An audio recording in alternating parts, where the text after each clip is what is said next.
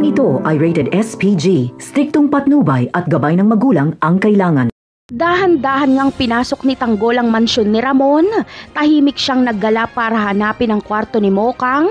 Hanggang sa nakarating siya sa kwarto kung nasaan si David. Sinusubukan itong buksan ni Tanggol, ngunit nakalak ito.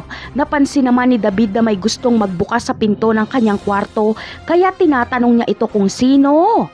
Pero hindi nagsasalita si Tanggol. Kaya naman, hindi ito bubuksan ni David. Sinabihan kasi siya ni Olga na wag siyang magbubukas ng pinto kung hindi ang mga Montenegro ang may kailangan sa kanya. Ngunit porsigido talaga si Tanggol na mabuksan ang pinto, kaya pinipwersa niya ito. At dito ay biglang susulpot si Olga. Agad namang bubunot ng baril si Tanggol. Ngunit makikilala niya ito bilang Beng, kaya kakalma si Tanggol.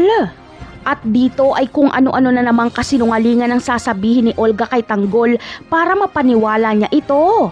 Ipapaliwanag naman ni Tanggol na si Mokang lang ang pakay niya at hindi siya aalis hanggat hindi nakikita si Mokang. Kaya naman, sasamantalahin ni Olga ang pagkakataong ito na makuha ang loob ni Tanggol at Mokang dahil tutulungan ni Olga si Tanggol na makita at maitakas si Mokang. Magkukunwari si Olga na tutol siya sa ginagawang pagkulong ni Ramon kay Mokang sa kwarto. Kaya sa paglabas ni Tanggol sa mansyon ay kasama niya na si Mokang.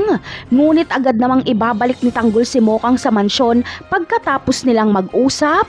Dahil babalik na din si Tanggol sa kulungan dahil nanganganib na ang buhay ng kanyang mga kaibigan. Habang si Bubbles naman ay selos at galit ang mararamdaman kay Mokang dahil sinayang nito ang pagmamahal ni Tanggol. Maiinggit siya dahil siya na lang sana ang mahalin ni Tanggol ng ganito at siguradong hindi niya sasayangin at proprotektahan niya pa si Tanggol. Kaya abangan na lang natin ang pagkikita at pagkakakilala ni Mokang at Bubbles. Paalam!